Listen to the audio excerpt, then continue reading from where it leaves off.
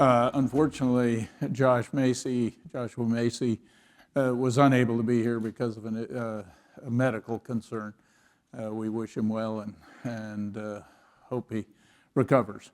I want to just introduce this session with one point I rant on about energy transitions. My wife Monica's here, so she's used to my rants. I have rants about a lot of other things, but I'll try to limit this one to energy transitions. And I used to teach a course on American economic history. There was always at least one lecture on the transition from horses to tractors. And I always thought, in the context of today's vernacular, that was an energy transition. We went from feeding grass to horses to pull the plow to extracting oil from the ground to fuel the tractor. And it was an energy transition that pretty much took place without any government agencies being involved. And then I want to talk about a second energy transition, which we also talked about, and I can't find the data on this, so that never bothers an economist. We'll assume I had the data, I know what it would show. How's that? And that is the transition that occurred with the rural electrification. And if my colleague P.J. Hill had been here, P.J. Grew up in a very remote ranch in southeastern Montana. So just think about all those terms. Remote, southeastern Montana, it's about as remote as you can get. And on his ranch, they had a wind charger tower.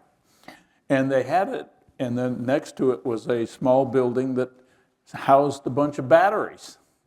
And they had that because they wanted some electricity.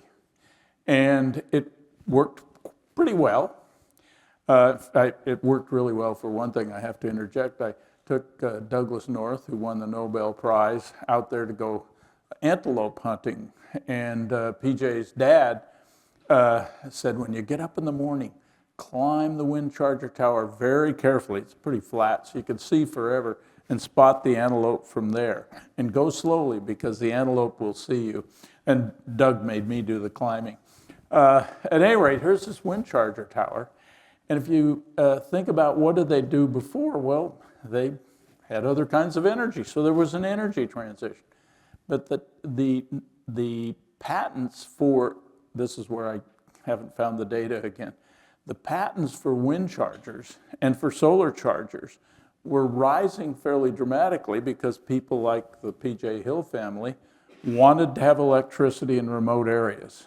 And then we got rural electrification, delivering energy through lines to the house that was, I think it was 38 miles from the nearest highway. And it was done by the federal government. Guess what happened to this trend of solar wind patents? Well, you can guess. Again, you just assume the data for that one. The point here is there was an energy transition taking place, not as fast. They took the blades off the wind charger tower so they wouldn't fall off and stopped using the wind charger tower because now they had current flowing all the time without batteries. Everybody in those rural areas switched over as soon as they had this delivered. So energy transitions can be driven by markets, have been driven by markets. And a question I'll leave to these two people who know more about it than I ever could. Why do we need a government to manage energy transitions today? Or instead of why, do we? And if so, why? With that, let me turn it over to two people who have pretty much provided most of what I rant about, not what they do, but what I use in my rants. Mark Mills and Steve Koonin. Two guys who are great on these topics. Take it away, you two. So I'm going to invoke a biologist because we have a lot of lawyers and economists here. And I'm a minor physicist. This is a major physicist. So we're both former scientists. I worked as an engineer as well, building things because, well, I couldn't get a job as a physicist. That's why I was an engineer for a while. So there's two magisteria. Stephen Jay Gould used to talk about the challenge of the two magisteria. In this case, he was talking about science and religion, and because of the debates about evolution at the time he wrote his great book. So there's a Magister of Climate Science and there's a Magister of Energy Science, Energy Technology. And they're only related by the virtue of one of them animating a desire in the other. I mean, the physics of the two domains are essentially unrelated. Everything about energy transition, as it's come to mean, obviously is motivated by the desire to get rid of hydrocarbons. Obvious, self-evident. And but it has, whatever you think about climate science, it's completely irrelevant with respect to the physics of batteries, the limits, the Betz limit to wind turbines and how they operate, how you build machines, thermodynamics, they have nothing to do with each other. Yet people who do a lot of what I do, which is to explain those limits, there's a new invective that's been invented by the climate apocalyptics. So I use a specific phrase there for obvious reasons. I'm not talking about serious climate scientists. The climate apocalyptics label the kind of work that I do as climate solutions denial, which is the invective has not really taken hold. It doesn't roll off the tongue as well as climate denier. So climate solutions denier is just too awkward. So they've tried a new tactic lately, and I saw this in a lot of things I've been doing and writing, is that people who talk about the limits to energy transitions, or I'll be clearer of what I'm going to say, there is no energy transition, period. There will not be an energy transition, period. That's my position. I'll explain why that is a fact, not an aspiration. It has nothing to do with climate science. But to state that and all the underlying information for that usually now gets the invective, oh, you're just a pessimist. You don't understand technology innovation. Markets and mandates, and mandates will create markets, there'll be responses, and the technology, but look at tech. So let me see if we can frame this briefly. Start with this graph here. It is unequivocally the case that money is being spent now, a lot of money has been spent, somewhere between $5 and $8 trillion by the West, Europe and the United States in the last 20 years, to effect ways to avoid hydrocarbons. It's to transition away from hydrocarbon dependency. That's unequivocally the case. More money is being spent. The Inflation Reduction Act costed properly looks like it'll be about $3 trillion. If you count what the EPA has just done on its rules, the actual cost to the economy, the induced cost to the economy, since they're not direct subsidies, but they're mandates, will probably add another $3 trillion. So there's about $6 trillion in the US economy now being directed at an energy transition. The Bloomberg New Energy Finance people put what they call the transition spending gap to achieve the energy transition. And this is in trillions of dollars on the y-axis. So you can see we've run up to a sort of $1 trillion annual run rate, which is real money, even in Washington. And it's short, they say, by a factor of at least 6 or 7. So we have to move into this multi-trillion-dollar era. One thing that's happened with the passage of the Inflation Reduction Act, I will just point out for those who are economists, I only play one on TV, as they say, is that the government money is crowding out private money, and it happened immediately. So the venture capital into climate tech, as it's broadly called, has collapsed right after the passage of the Inflation Reduction Act. Unsurprising. If you're going to have a trough with $1 trillion in it, the goal will now be how to figure out how to get your snout into that trough, not how to put money to compete against that trough. So the climate apocalyptics know, and all of the language that it's not apocalyptic about carbon dioxide emissions mainly, this is what it's focused on, is there's only 3 ways you can reduce carbon dioxide emissions. One is degrowth, which is very popular with a certain environmental movement.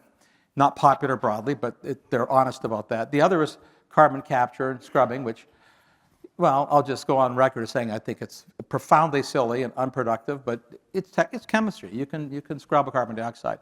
The third is to produce your energy with hydrocarbons, the energy transition. That's the primary objective, the primary goal. That's what almost all of the Inflation Reduction Act money is for. Of the several $1 trillion, on the order of $2.5 trillion of it is at eliminating hydrocarbons. So the question you would have to ask yourself is, can we do that? This is an energy transition. And I would propose a couple of things. First, those people who are talking about this are typically economists and lawyers and policymakers. These are not the people who know how to predict technology. Not only that, they're not the people who invent technologies, and frequently they don't understand how technologies operate or evolve over time. The kinds of things we're talking about are foundational technology changes that can scale. If you can invent something that you can use in a niche market that's interesting, you can make a lot of money. Markets are huge. But energy for the world is obviously tautologically for the world. So the analogy that's often thrown out in technology forecasting circles is the usual. Man on the moon, Manhattan Project, look at what we did. These are silly category errors on the most fundamental level. Putting a dozen men, and they were all men then, on the moon for $250 billion was a one-time stunt. Changing the energy system of the United States or the world is equivalent to putting all of humanity on the moon. It's a very different project, requires a very different kind of technology, and I can state with certainty we have no idea how to put thousands of people on the moon, much less most of the population in the world. So you can predict whether there's an energy transition because we can predict the next decade when it comes to energy technologies with far more certainty than we can predict things like climate and weather. The reason we can predict that is because what you can build at infrastructural levels are things we already know how to build. New inventions and clickbait about new batteries and new, slightly better solar panels, completely irrelevant. What will be built at scale for the next decade, consuming the trillions of dollars, is what we know how to build, which is another way of saying we know how those things operate. We know what they cost, we know where they're sourced, we know the materials involved, we know their efficiencies, we know lifespans, we know a lot within very narrow boundaries. So we don't have to guess. Yet there's this trope out there that somehow fossil fuels, and I don't use that phraseology when I write or talk, I use the word hydrocarbons for a deliberate reason. Partly it's psychological because the idea that's in people's heads, especially students and energy transitionists, is that the fossil fuels are old. There's a natural progression to the new stuff. New is better. New tech, so hence climate tech, energy tech, clean tech, it's evoking tech and the velocity of technology change in general, will naturally take over. So to Terry's point, we went from horse to tractor. We went from horse to car. Those kinds of technology revolutions are the exception, not the rule, first of all. And when they do happen, they're obvious. They're not mysterious. And even then it takes time to scale. Scaling on all these technologies at the civilizational level has taken upwards of 30 to 50 years. By scaling, by that I mean to have significant market insertion. And that's been true for a century. And it's been true of everything, including computers, and including smartphones, and including electric cars. So the technologies of the near future are profoundly predictable. The fact that there are old technologies like internal combustion engines and steam plants, which is how we make electricity with splitting the atom. We still use boilers. The fact that old technologies still exist is not a knock on the technologies. Because a technology is old does not mean it's outdated its usefulness. I'll state the obvious. The wheel, once invented, didn't need to be invented again. We still use wheels. We don't know when the wheel was invented. We still use stone to build buildings. We still use glass, which predates written history. We still use lumber and timber, even though there's been the invention of polymers. We still burn wood. The world burns more wood today for fuel than it did 100 years ago. Wood still supplies 3 times more net energy to the world than all the wind and solar panels on the planet combined. So you don't actually have transitions happening in domains where you have already found a very high utility function, which would include, by the way, internal combustion engines and the role of oil. I would put hydrocarbons, liquid ones in particular, in the same camp as a discovery of glass, steel, and concrete. They have inherent utility. But you do get new things like photovoltaic cells, very efficient wind turbines, new classes of electrolyzers, battery electric vehicles. The new things have different utility functions. This is, again, beyond obvious. This is true in the engineering and also in the economic sense. The utility functions dictate how widely they will be used, no matter how much the subsidies, how big the subsidies or how big the mandates. It doesn't mean that there isn't use for, say, electric cars. There are limits to their utility because of the inherent physics limits of the machines themselves. And this says nothing about whether they're cheap or not cheap, or whether or not they actually cut carbon dioxide emissions, which is an entirely separate issue. So we have a set of category errors. That the invention of solar and wind and batteries means the old stuff's gone. This would be, to be simplistic, The invention of the airplane didn't eliminate the use of ships. In fact, we obviously all know have more ships, more shipping, and more ship tonnage globally now than any time in human history. The utility function of shipping is very different than flying. They compete in the Venn diagram margin at maybe 10% of market, depending on the product and commodity. The same thing is true, by the way, of the nature of the underlying tools to build the machines. It tells you a lot about whether or not you could scale the machines in ways people imagine or are guessing.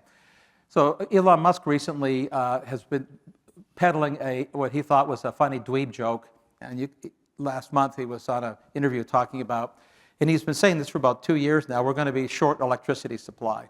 And he's saying that originally he said that not because of EVs and because of Teslas, but because of the cloud, especially because of AI accelerated compute.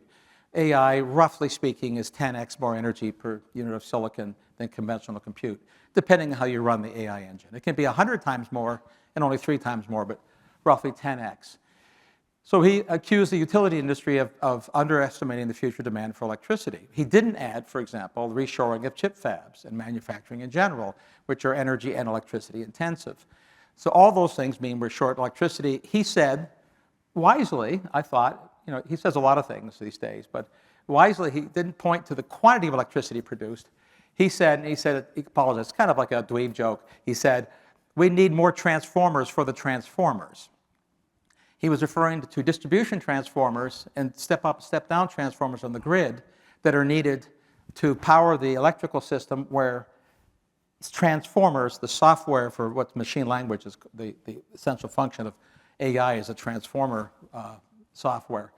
And what he was referring to was something I wrote about in Wall Street Journal last week with a colleague from our new center, is that if you try to think about meeting the electric demand for electric vehicles at the scales now imagined by mandates, we know for a fact that the world is not manufacturing enough transformers for the distribution grid. Setting aside how much energy you need and when you charge them, you need more transformers. Transformers are made from copper and they're made from electrical steel.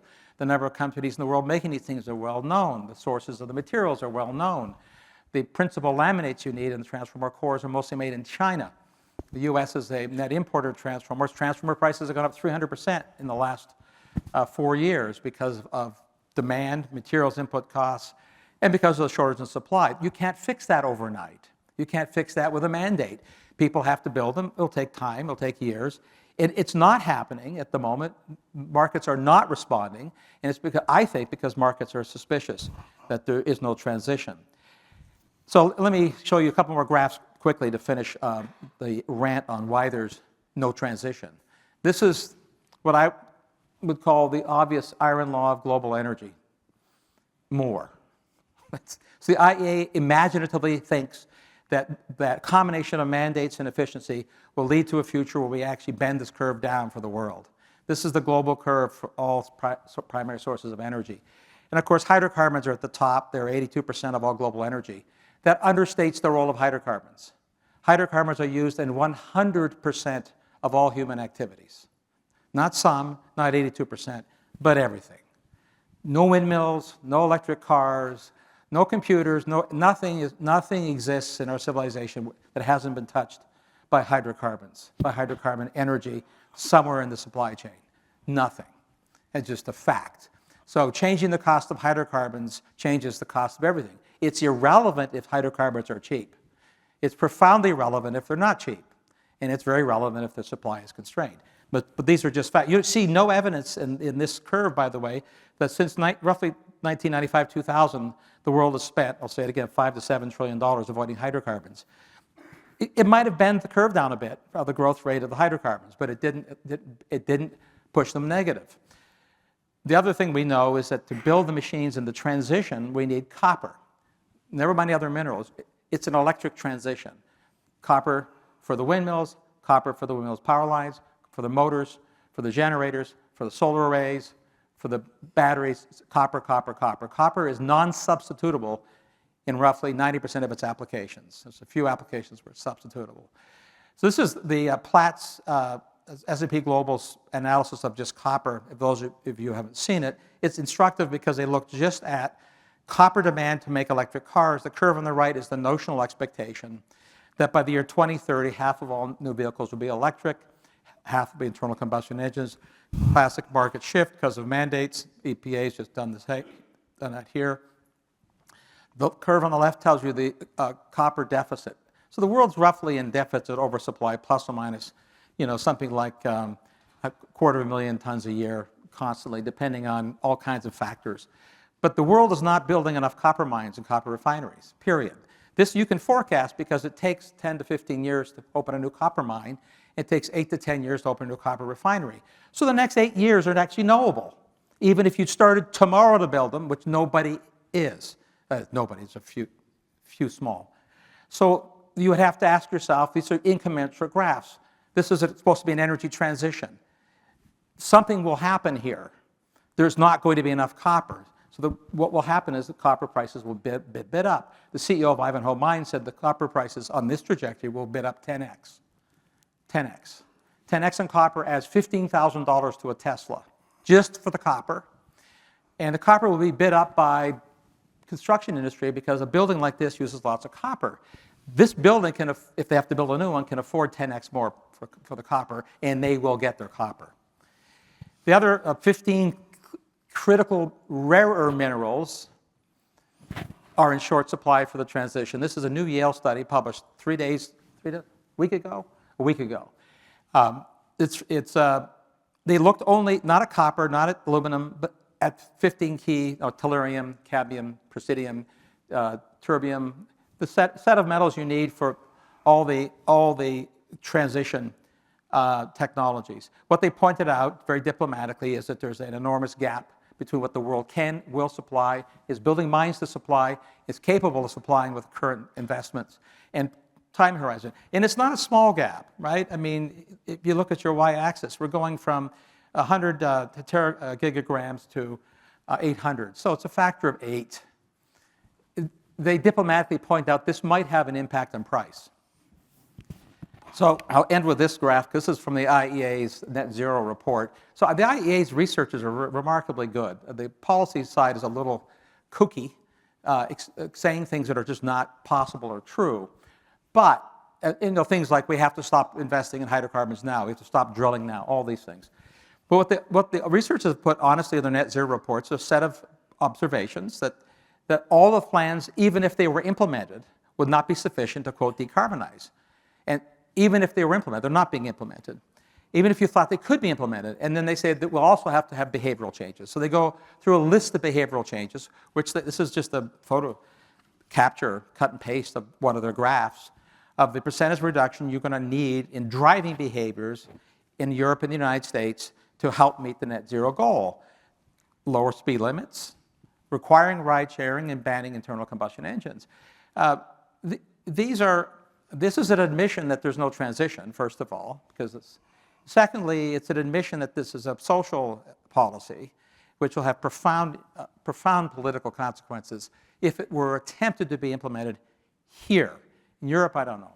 It's hard to know. The floor is yours, Steve. Thank you. So to complement that excellent summary of the status of the energy transition, I'd like to look to its future and pose the question, where do we go from here? I'll note up front that I don't have any answers, but only speculations about alternative futures. The sociologist Anthony Downs created a framework to think about that question, where do we go from here, in a 1972 paper that outlined the 5 phases of the issue attention cycle that describes the course of major social problems, particularly environmental ones. After bubbling along among the experts for years, some alarming social issue bursts into public consciousness, accompanied by euphoric enthusiasm for quickly doing something effective. But efforts then falter as the difficulties of significant progress become evident. When you read Downs's paper, it's spooky how well that concept applies half a century later to greenhouse gases and climate change. The early IPCC reports were phase one. The Paris Accord in 2015 marked the phase two of peak euphoria.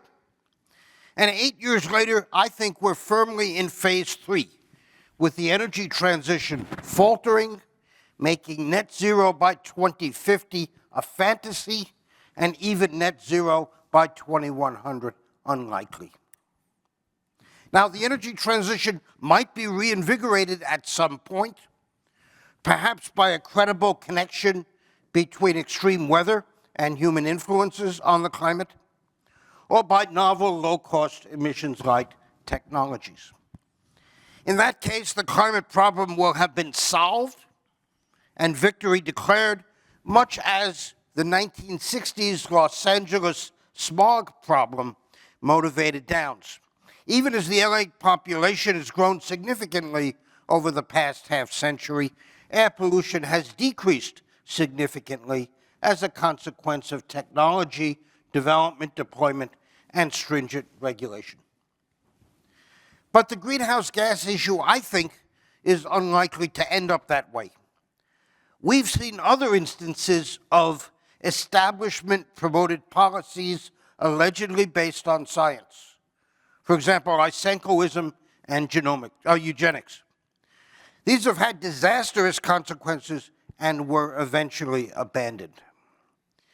With the alleged benefits of an energy transition distant, vague, uncertain, and as we heard this morning, minimal, and the costs and disruption of rapid decarbonization substantial, and most of the world having more urgent needs, energy, for example, it seems overwhelmingly likely that climate action is going to enter Downs' post-faltering phases.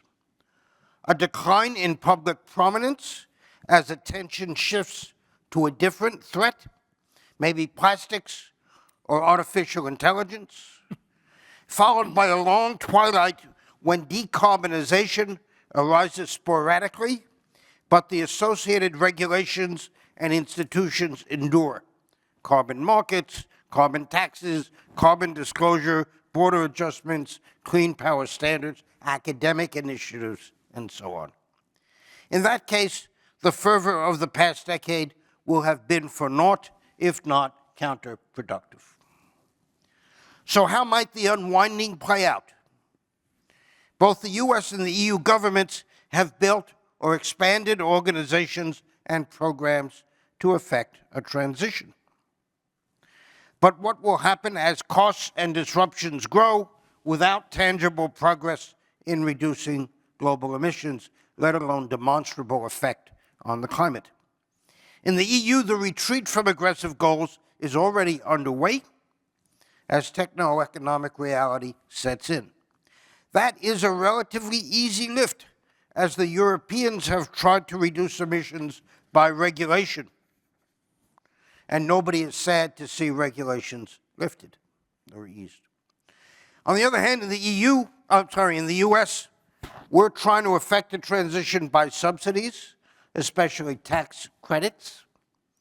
This builds in constituencies, making it difficult to reverse course. Think about corn ethanol, for example. Let me speculate then a bit on the future of some of the other players.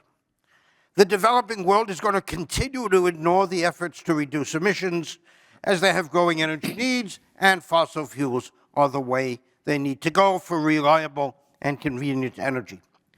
China will be the principal source of finance for their energy needs if Western institutions decline to fund fossil fuel facilities. In industry, when I talk to CEOs, the existential threat they most worry about is being canceled for speaking out against climate alarmism. And unless new energy technologies can be made profitable without subsidies or painful mandates, they have no future. Media will continue scare stories with declining credibility. Apologies to the media folks who might be in the audience, but I see how wrong, for example, the New York Times gets it when it covers things I know about and I can only imagine that that pertains to things I'm less knowledgeable of. The same is true of politicians. Recall a few years ago when this state's Governor Newsom told us we'd have to get used to permanent drought. Somebody should remind him of that.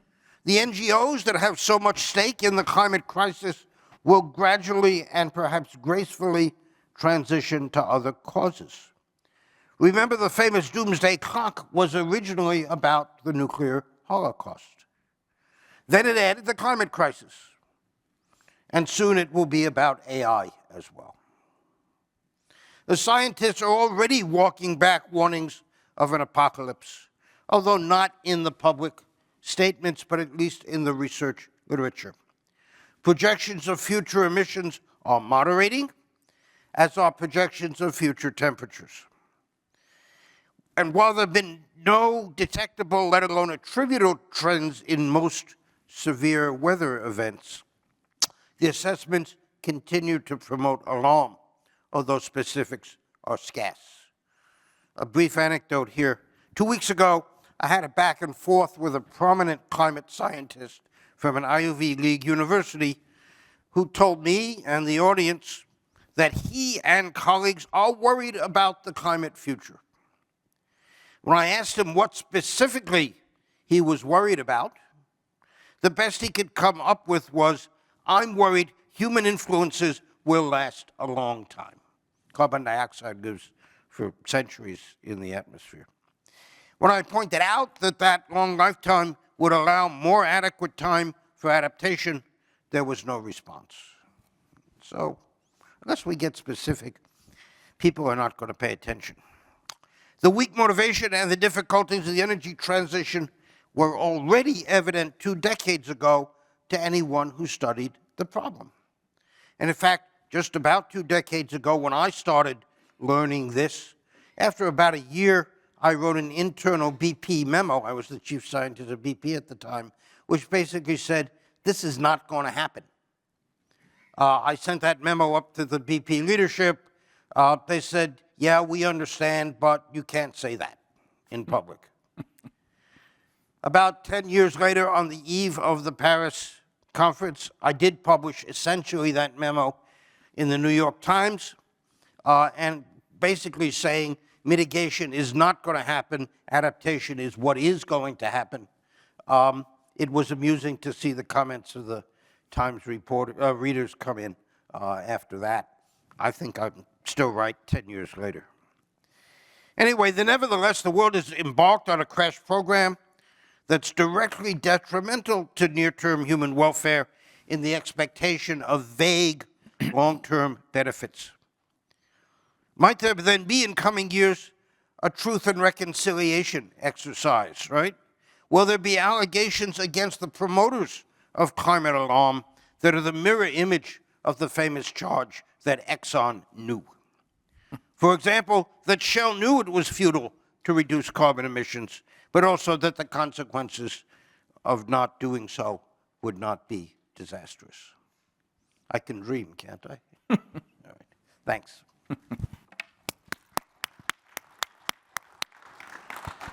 I want to pick up on your future looking, because I think what's going to happen in the future politically, this is me being I live in Washington, D.C. area, so it's impossible not to be infected by the penumbra of politics.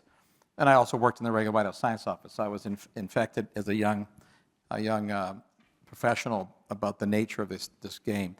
You can already see the earmarks of pivots, not to say that you have one side capitulating or the other side capitulating. More, I would use the nuclear fervor that's in play now is an example that what will probably be used as the political get-out-of-jail card. Everyone will agree that if we want lower carbon impacts, we should have more nukes. I'm a nuclear bull. I love nukes. I love nukes of all sizes. I worked in the nuclear industry in Canada. I was at the accident at 3 Mile Island. And in the fusion as well, longer term, and natural gas is a bridge to get to that. They want their get. But in the meantime, the world's going to consume far more hydrocarbons in the future than it does in the present for a long time. But what I hear, because I have to say this because we're so close to, this is the mothership of innovation, Stanford. We're so close to Silicon Valley. I have lost track how many times I've been told, in fact, here last year, that I was a Malthusian and a pessimist, that I didn't understand innovation, innovators, and that if we just, so the ethos of, and I'll say this in an unkind way, the ethos of Silicon Valley is what I call the Theranos theory of innovation. If you throw enough money and smart people at an idea, you'll get you'll solve it. As you have often said, and I have said as well, you know, energy is not tech. Exactly. Very different characteristics, which we have both enumerated numerous times. It's a strange. So Feynman, who I was not. He was he was my next door neighbor, actually. He had one of the greatest lines I thought he said in one of his lectures. We physicists really don't know what energy is. That's a lot. And then he goes on to explain why he said that. And he was right then. I'll say this because I tell students the same thing, and I tell economists this. The metric that matters is money, not BTUs and barrels of oil. The reason that's true is because those units have no meaning. They absolutely have no meaning. A BTU of energy in a fire, in a photon, and something moving, and water moving, these are all profoundly different, and their utility functions are different. The only way you can tell a difference between 1,000 barrels of oil equivalent of photons from a laser and from a bonfire is what you pay for it and what you can do with it. Not the unit of measure is meaningless, but the problem is that's all we measure.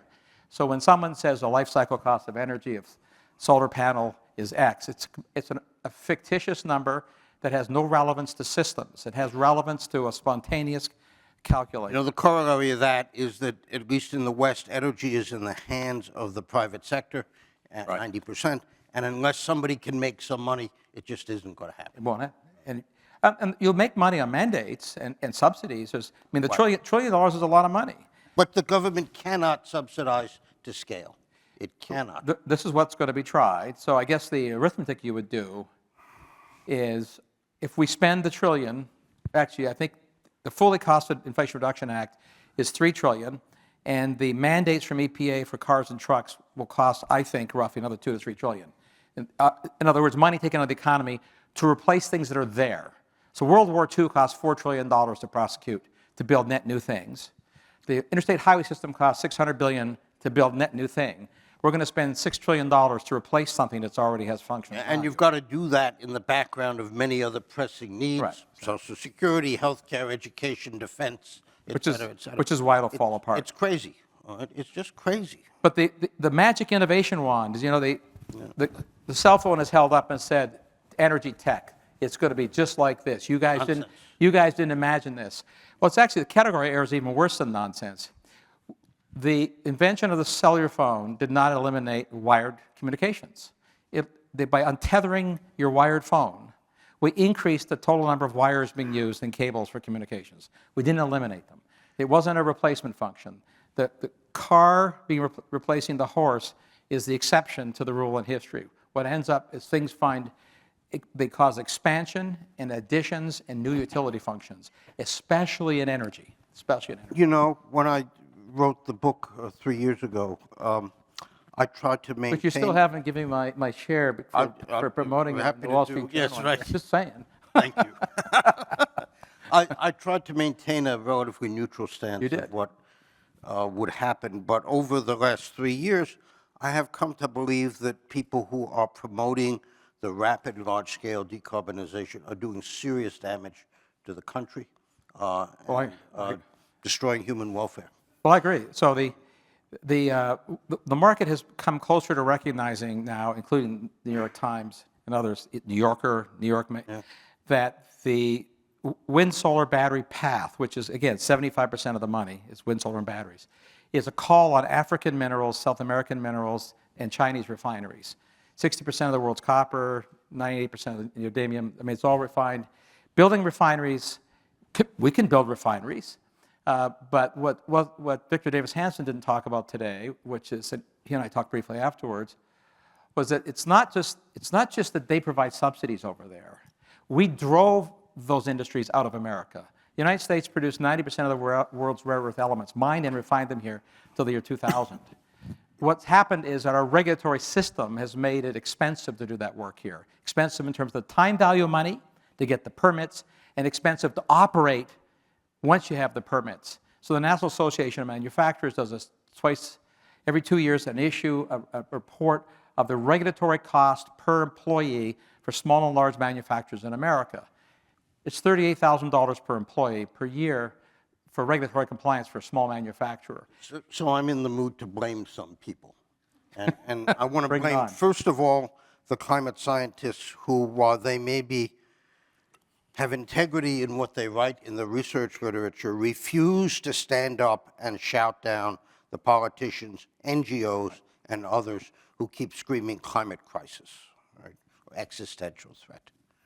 Second, I would like to blame the regulators, and we've heard a bit about that today, the regulators who will not solicit, let alone listen, the advice from technically informed people.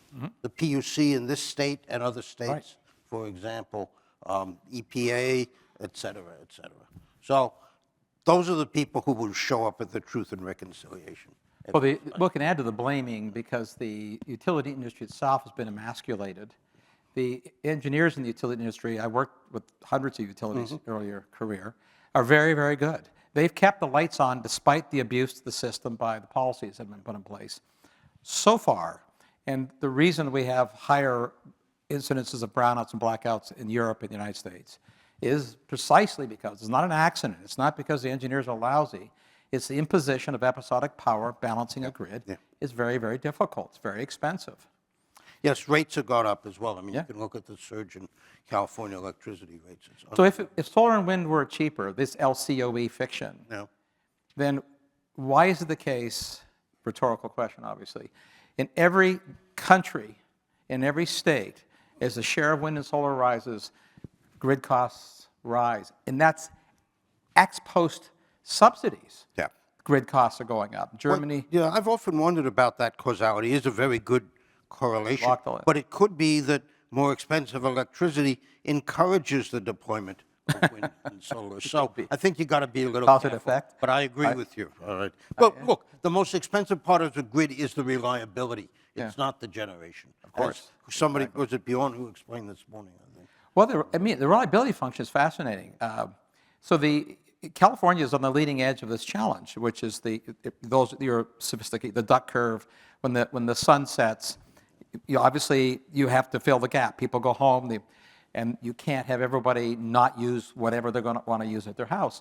So how do you fill the gap? There's a ramp, and you can do one of two things. You can have things you can call on, power sources, or you can store power. And obviously the trope is the batteries plus solar are cheaper than a combustion turbine.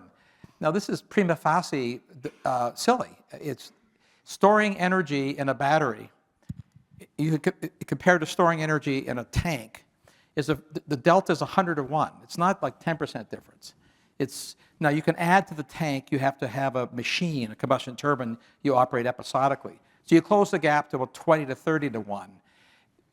I did the number for Germany. If Germany hadn't implemented policies which were partly deindustrializing, partly fuel switching to oil and boilers off of natural gas, and expanding their gas storage, and building an LNG terminal. But the gas they stored from the LNG terminal, if it were put in its energy equivalent forms in batteries, and they built wind turbines, Germany would need to have built something on the order of $1 trillion of wind turbines and $40 trillion of batteries.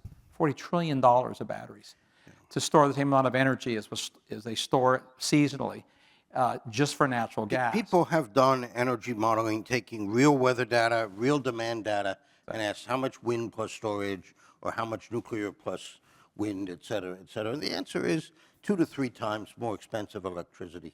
If you're lucky. If you're lucky. If you're lucky. So then what gets waived is innovation. This is my next favorite theory of innovation, other than the Silicon Valley Theranos effect, throw money at smart people, they'll get you magic, is the Washington effect, was if we mandate it, markets will respond with innovation. I mean, because people are smart, and that's, you conservatives should love the fact that we're inducing a market response by mandating something. This theory can be tested at the highest level of abstraction. First, we didn't get airplanes by mandating them. They weren't invented that way. Ships, we didn't tax ships to create airplanes. That's not how foundational innovation happens. But you do get innovation of tax avoidance, malfeasance, and circumvention, all kinds of, performance and graft. But the idea that that's how innovation happens is not just novel, it's profoundly, and naive would be a polite way to phrase This it. is like the Indiana legislature trying to mandate pi, right? It's 22/7. Just shift mathematics around a little bit. Right. Yes, sir. Terry I wants stood up some here with questions. the intent of opening it questions with a few minutes left, but I couldn't really easily interrupt this conversation, not just because they wouldn't let me in, but because it was so good. I think it was a total appropriate way to end this discussion of these two brilliant minds. I only want to add one phrase that I can never resist. I've thought of it in every session. I was invited to speak at a Wall Street Journal conference, and Jeff Immelt, then CEO of General Electric, was there, and Kim Strassel invited me and told me, throw some bombs. So I stood up and asked some question about some sort of trading scheme, and Jeff Immelt didn't like my question, and it was about who should get the credits, the early on credits. And he said, and this applies to everything we've talked about today, if you're not at the table, you're on the menu. And that describes energy policy to a does. T. Yeah, With that, we'll take a 10-minute break and come back to a session on academic findings and rhetoric. And thanks to these two guys. Good discussion. Thank you. Yep.